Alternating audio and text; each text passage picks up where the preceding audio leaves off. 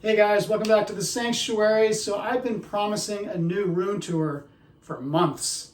I'm finally getting around to it today, but I have to warn you, if you have a problem with mixing scales on the same shelf, mixing IPs, mixing Marvel and DC on the same shelf, this might be a tough video for you. I made a decision about a year ago that I wasn't going to go for lines anymore. I was just going to go for pieces that I liked. Individual pieces. So you're going to see Frankenstein's monster next to Wonder Woman and stuff like that. So if you're prepared for that, let's take a look. Let's start with 4 Marvel pieces that I have displayed over my TV. The first being this Spider-Man premium format from several years ago. I love the pose on this one. Some people were concerned that this would lean over time, but this has been out for several years now with no indication of leaning whatsoever, and to me it just epitomizes Spider-Man. Also, some people weren't crazy about the base. They compared it to roasted marshmallows or a million different other things, Cheese Whiz. But to me it just looks like an explosion and works really, really well. Next up is this Stan Lee piece from Iron Studios, quarter scale, with a really nice likeness of Stan. This one has 2 portraits and then also arm switch outs, but I like this double web shooter look. I think it's really fun. Really nice base, and this can be had quite often for 50% off when they do their sales now. So it's very affordable. I think it's the best Stan Lee piece out there. Well worth having for sure. And next is the Shadowlands Daredevil. This was a variant probably at Spooktacular one year. They only made 150. Of course, the red one had a much higher edition size, but this Shadowlands variant, only 150. I think it's really, really cool. And at the time I had the red costumed Elektra, but when this variant came out, I decided to go ahead and get her as well to match with the Shadowlands costume. Now, Sideshow doesn't call this Elektra costume Shadowlands, they just call it the black costume variant. I think it's gorgeous. I think it's much better than their more recent Elektra. The costume is better. I think the sculpt is better. The portrait is miles better, I think. Just a great piece. This piece had a problem in the red version with leaning. I have not seen that with the black version. They reinforced the peg that goes into the base, and that seems to have solved the problem. Really beautiful piece. Next up is the long wall that you guys often see behind me during Rogues Gallery Live and some of my videos. First up from Prime 1 is there's Zatanna. This is 1/3 scale. I used to have the quarter scale Sideshow Zatanna, but this came up I think at 15% off at Big Bad Toy Store. And so I grabbed it and sold the Sideshow. I think it's really, really beautiful. And next up, also from Prime 1 and Blitzway, is their Michelle Pfeiffer Catwoman. This is a stunning piece. I already had the Tweeterhead Catwoman, but the portrait on this could not pass that up. It is the most lifelike portrait in my collection. I absolutely love it. It always grabs my attention when I come into the room. Even this kid can't believe how good it is. It's a really, really nice piece. Doesn't take up a lot of room. These shelves are only 11 inches deep, so I have to be very careful in what I purchase. But these two fit just fine. Next up is a Sideshow Poison Ivy variant. Deadly Nature. They only made 200 of these in the green skin.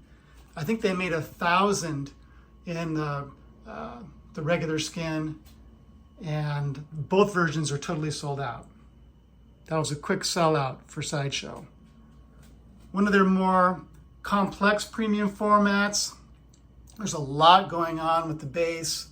It really does look wet and muddy. There's some skulls in there. And then just the way the tree branch wraps around her extended arm. Just a great, great design by Will Harbottle. Really stunning piece. And speaking of Will Harbottle, here's his Power Girl. I like this piece. Some people aren't crazy about it. They think that she had a kind of a breast reduction in this version. That doesn't bother me. This was on sale for a long time. Sideshow discounted the heck out of it.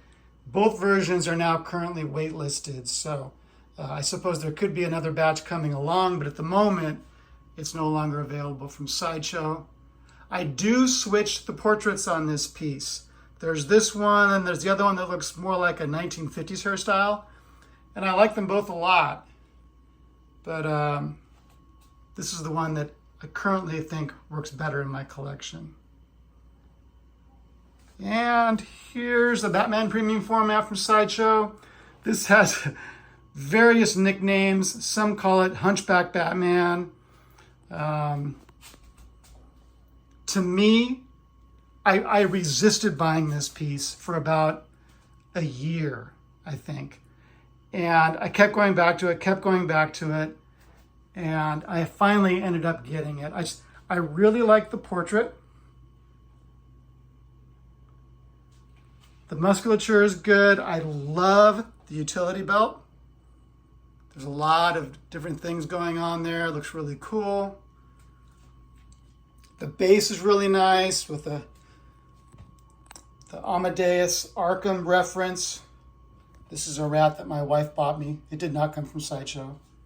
I love the two angels. I think they're angels. Are those angels? Maybe I'm wrong about that. But anyway, really beautiful. The pose is very, very classic. It does have a fabric cape, but the wiring in it's really strong. You can really make it do whatever you want to do. And I think this particular Sideshow Batman goes best with their current kind of more grotesque line of Batman premium formats. Maybe it's because of what kind of looks like a hunchback. It's actually just that the cape doesn't fit really well underneath the portrait, so it creates kind of a bump there. There's not really a hunchback going on. I think it's a nice piece. I think it works really well. This is a custom Alex Ross Superman. Really nice piece. If I had known Prime 1 was going to be doing it, I probably would not have picked this up. But this one's really nice. It's very classic. I like the straight down cape. Base is nice. It's a good piece. And next up, actually I'm gonna walk over here. Next up is another custom piece. This is a Wonder Woman from a different company than the Superman. And it's a stunning piece from top to bottom. Really beautiful portrait. There's also a second portrait for this piece. Wonder Woman being bound in chains is a common motif of her Golden Age appearances. If you don't know much about her origins or William Marston, who created her, that's worth reading up on. There's also a good movie about William Marston. Just a stunning Wonder Woman piece. I had the Prime 1 art germ, and I sold it when I bought this because I think this portrait, the sculpt overall, is better. I'm also trying to move away from 1/3 and get back more towards 1/4, just because I have more room for 1/4. 1/3 just crowds this place out so quickly. And next to Beauty is the Beast. This is Frankenstein's monster from Sideshow. This is 1/5 scale. And this is still available on their site. It's a really nice piece. A fellow collector contacted me recently and said he was disappointed that there wasn't enough contrast in the colors, that there was too much dark. I sort of see where he's coming from, but I thought the skin, for example, had lots of contrasting colors. And that was the important part for me. It's a great piece, really nice. The lantern on the base lights up. Unfortunately, the cord is very short. It's only about 3 feet. I noticed that the cord on the new Batgirl premium format is quite long, but not for this one. It's very short. Here's another Sideshow premium format, Poison Ivy. I just haven't been able to bring myself to sell this one, even though I have the Deadly Nature. I like this piece. I think most collectors display the collector's version portrait, but I like this exclusive portrait. I think she looks more evil and also more beautiful. It's a really nice piece. I love the base. I love that she's like emerging from this plant. It's really, really nicely done. Some folks don't like the green on this. They think it's too pea soup green. Doesn't bother me. It's a beautiful piece.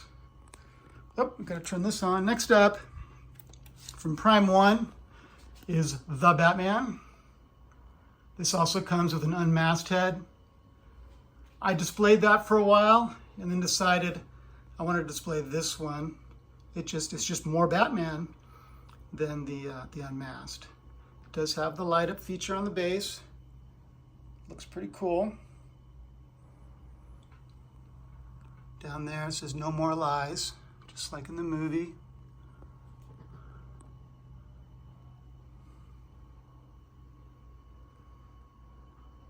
Really nice piece. As you can see, it does make for kind of a odd display because I've got 1/3 scales on the ends, and then I've got the quarter scales in the middle. So I am mixing scales,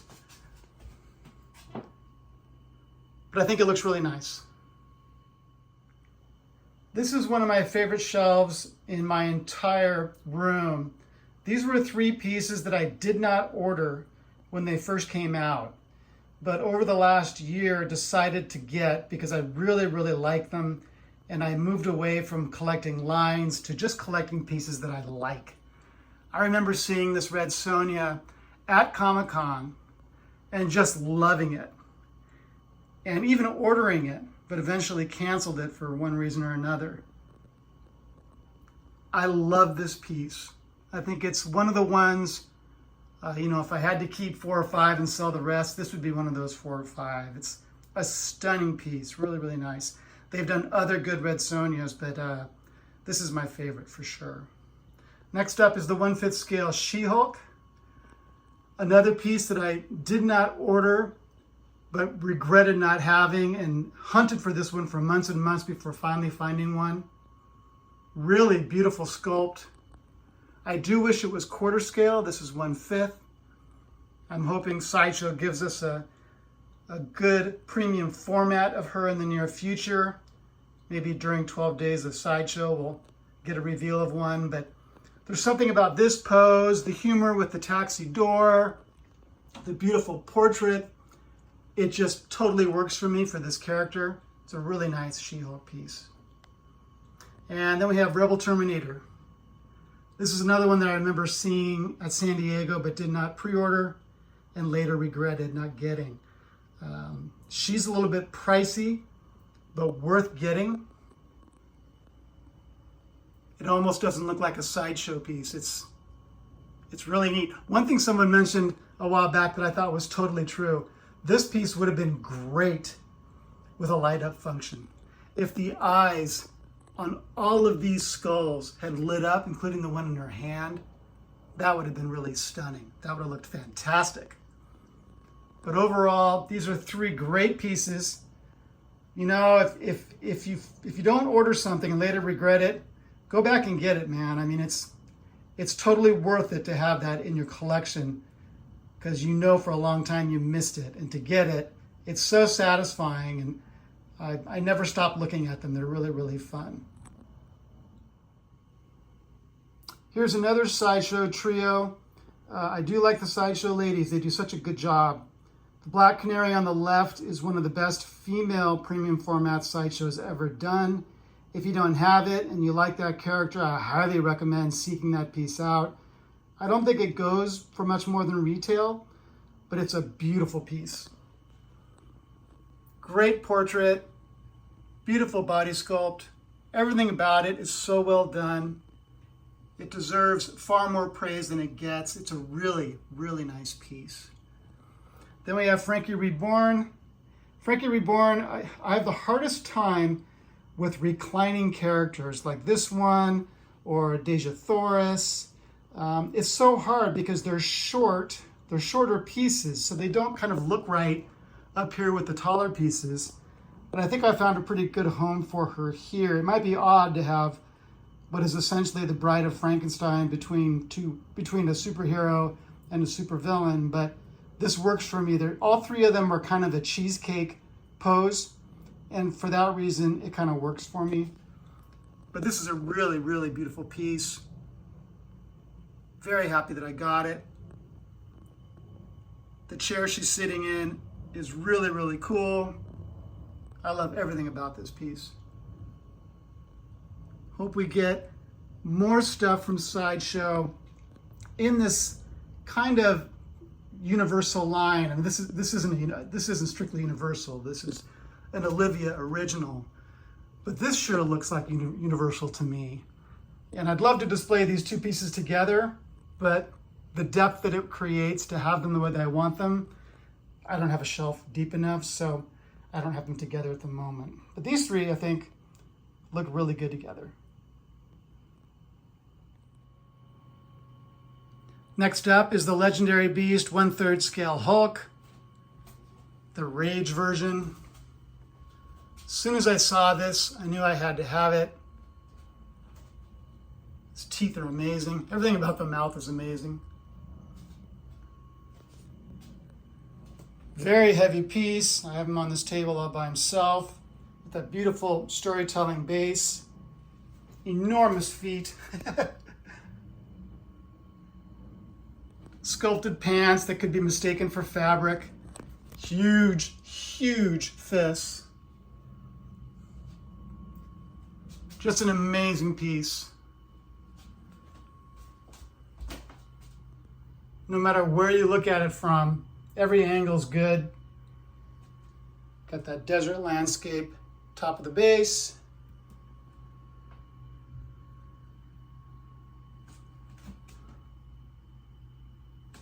Sometimes when I'm in a bad mood, I just get right in his face and we scream at each other. Total beast of a statue. Probably too big for this room, but I just love it.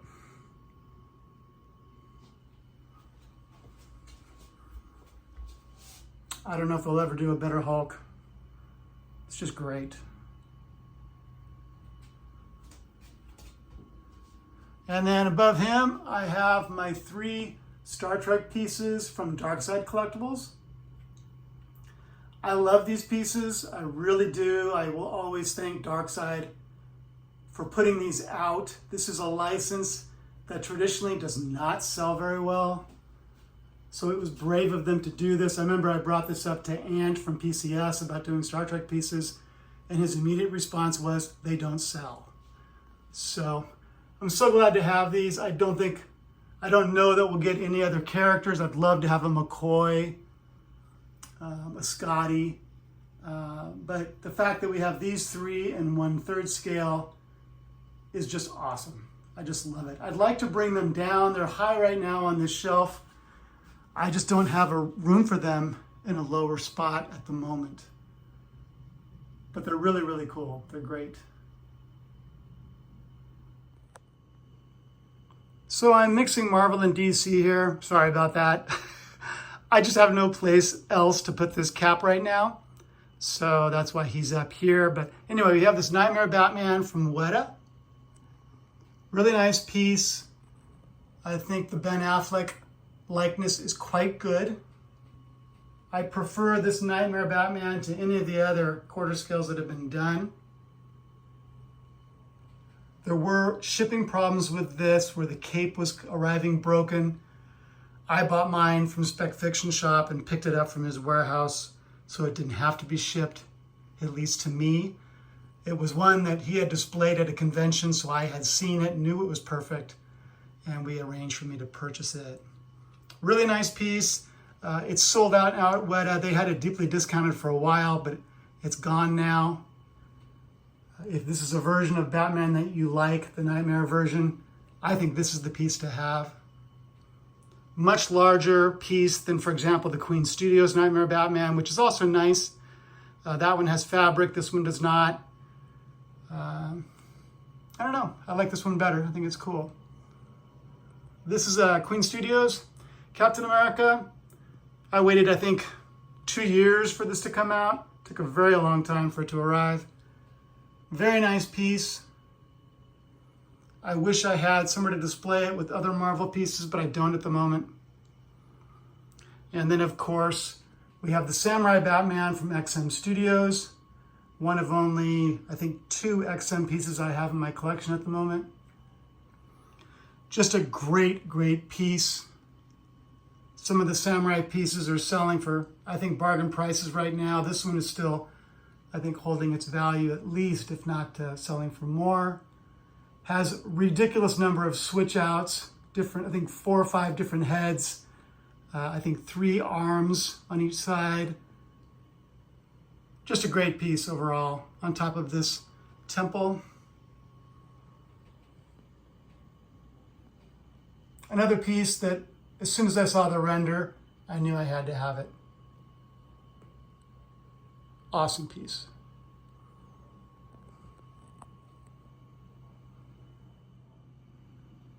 This is the shelf that I probably look at more than any other in my collection.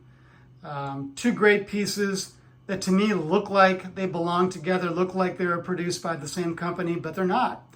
So the Swamp Thing is quarter scale from XM Studios. It has 2 torsos. The other one is much more upright, but I prefer this one. This looks more like the Alan Moore, Steve Bissette Swamp Thing that I read many years ago. Lots going on with the base, with the mushrooms, and then this barrel with what looks like water in there. Really good water effect. All these different plants, and then of course that frog. Dr. Fate's helmet. I don't know the reference. I know Dr. Fate did do some JLA Dark stories with Swamp Thing, but I don't know of an instance where Swamp Thing had his helmet like this. So if you know what that reference is, please let me know. I'm very curious. I always saw them as allies, so I'm not sure what the story is there. But this is just a stunning piece. I think it's the best Swamp Thing out there. I love everything about it.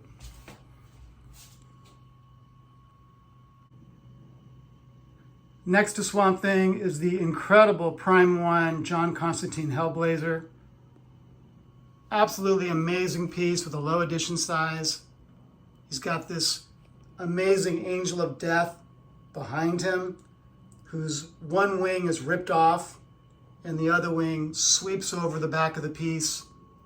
Really beautiful detail on the feathers.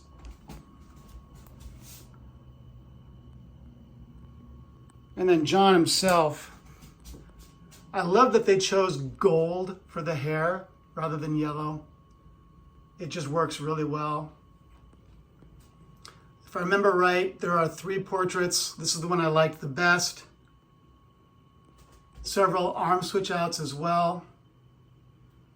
Nice base with these skeletons reaching up to grab him. And it's his own gravestone, which reads, "Whatever did it, he deserved it." Love that. Tons of skulls around the circumference of the base.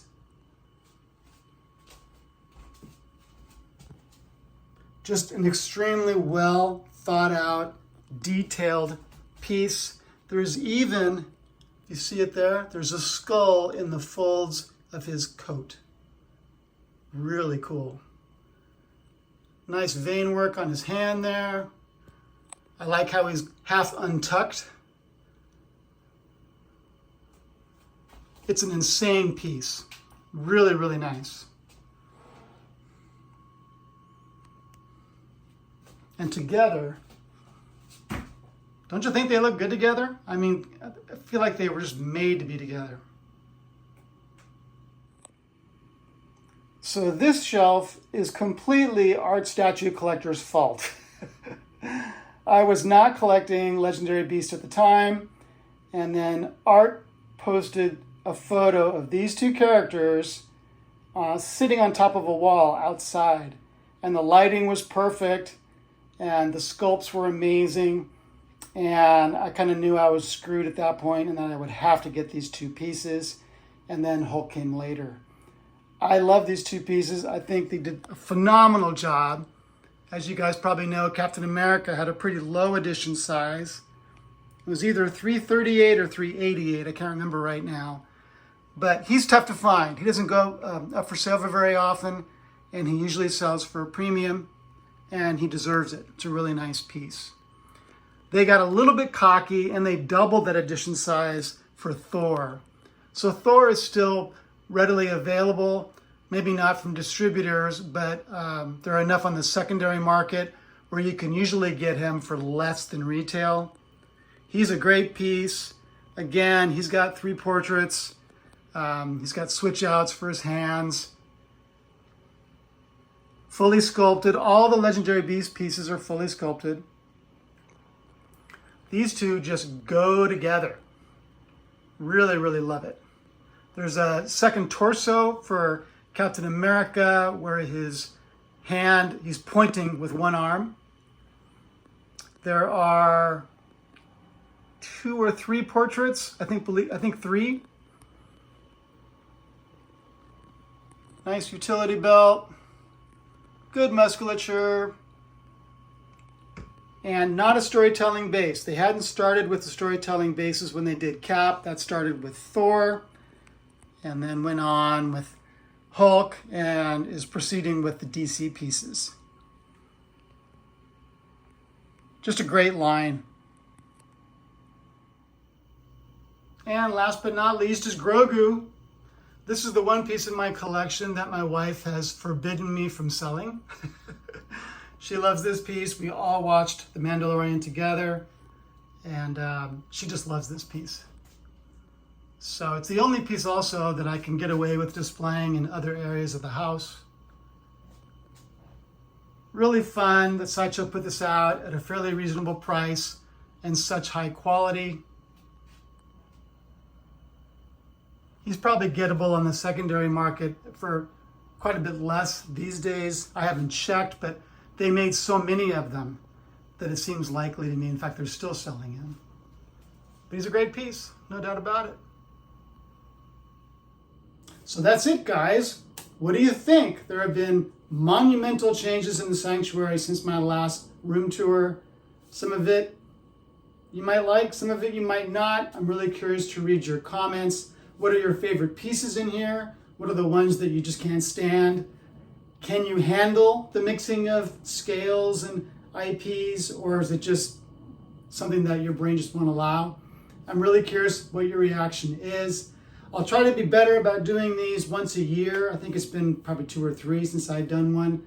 But actually that works well because there's so much different now. I think in calendar year 2023, I sold 22 pieces. This last year, maybe only 5 or 6. So tons of changes since my last video, my last room tour. But I'll do another one around this time next year, and we'll see how many changes there are. I do have a number of pre-orders, so there's going to be changes, but with some exciting new pieces coming in. That's it. Let me know what you think. I'll see you on Facebook. I'll see you on Rogues Gallery Live and at a convention near you. Take care, guys. Have a great night.